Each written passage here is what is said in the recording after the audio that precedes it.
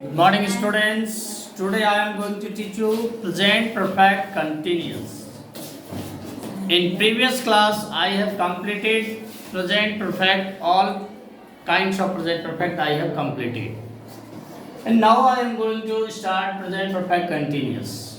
देखिए नाम से ही पता लग रहा है कि प्रेजेंट परफेक्ट कंटिन्यूअस. कंटिन्यूअस का मतलब होता है लगातार. कोई भी चीज जो है वो लगातार अगर जारी रहेगा तो दैट इज कॉल्ड कंटिन्यूअस.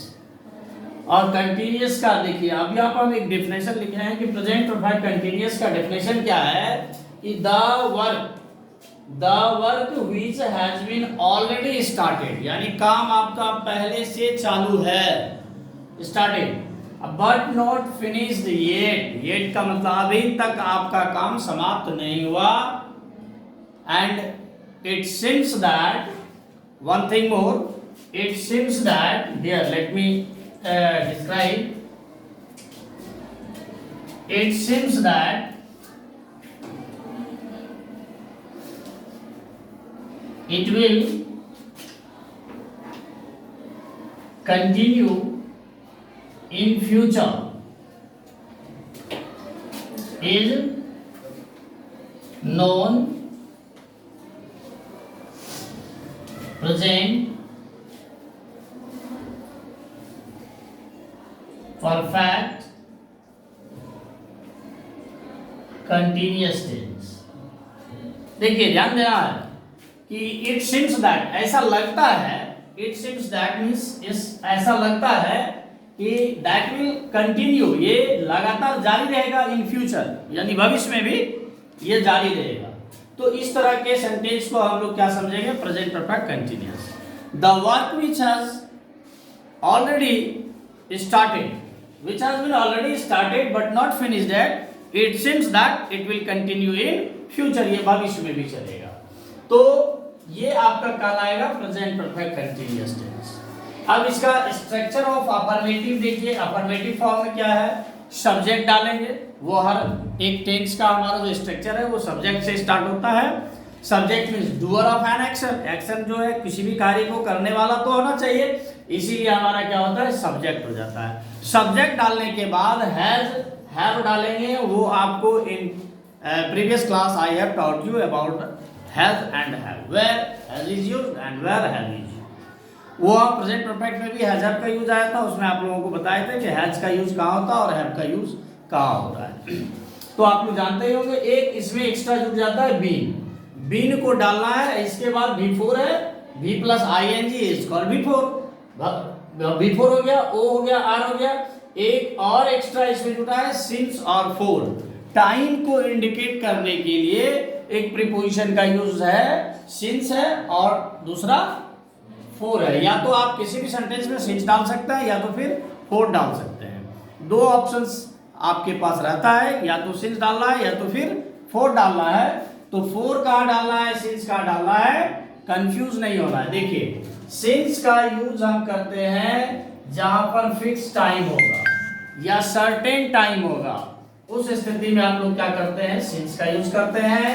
जैसे I have been teaching you English in this school since 2014.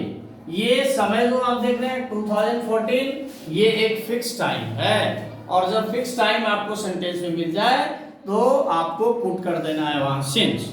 और जब फिक्स टाइम का पता नहीं लगेगा तो ऐसी स्थिति में हमको क्या डाल देना है, फोर डाल देना है. जैसे दूसरा एग्जांपल के जरिए देख लीजिए. It has been raining, it has been raining यानी वर्षा होते आ रही है. देखिए कैट्स एंड डॉग्स, इसका मतलब आप नहीं समझिएगा कि कैट्स एंड डॉग का मतलब हो गया कुत्ता और बिल्ली, नहीं. कैट्स एंड डॉग जो है ये हमारा एक फ्रेज है, इसका हिंदी होता है मूसलाधार. यानी आपको फॉर 2 days यानी 2 दिनों से मूसलाधार वर्षा होते आ रही है. अब देखिए यहाँ पर मैंने 4 डाला है. 4 इसलिए डाला है कि ये 2 दिन जो है 2 days जो है इसका पता नहीं है ये कब का है. ये तो ये आपका फिक्स टाइम नहीं है, इंडिफिनिट टाइम है, इसलिए मैंने किसका यूज किया है, 4 का यूज किया है. अब इसी का निगेटिव फॉर्म में देखिएगा. निगेटिव फॉर्म में क्या होता है कि सब्जेक्ट डाले, हैज हैव डाले और नोट डाले. बीन से पहले नोट डालना है. इसमें ये गलती नहीं करना है कि बीन के बाद नोट डालना है. बीन से पहले नोट डालना है और आपका एज इट डाल देना है before or for since time. इसका अब दूसरे शब्दों में आप सब्जेक्ट प्लस हैजंट कर सकते हैं, हैवंट कर सकते हैं। हैज और हैव को जोड़ देंगे तो हैवंट हो हैजंट हो जाएगा, और हैव और हैव नोट को जोड़ेंगे तो हैजंट हो जाएगा।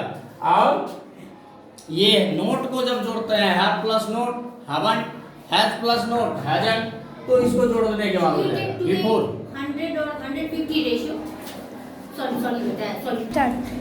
हाँ तो फॉर 2 डेज ये तो हो गया आपका। नेगेटिव में बता दिया आपको कि हैज और हैव, और इसके बाद यहाँ जो बीन देख रहे हैं आप, हैज हैव बीन के बीच में नोट डालना है आपको, और बीन के बाद नोट नहीं डालना है, इसमें कंफ्यूज नहीं करना है। They have not been working here for 2 days.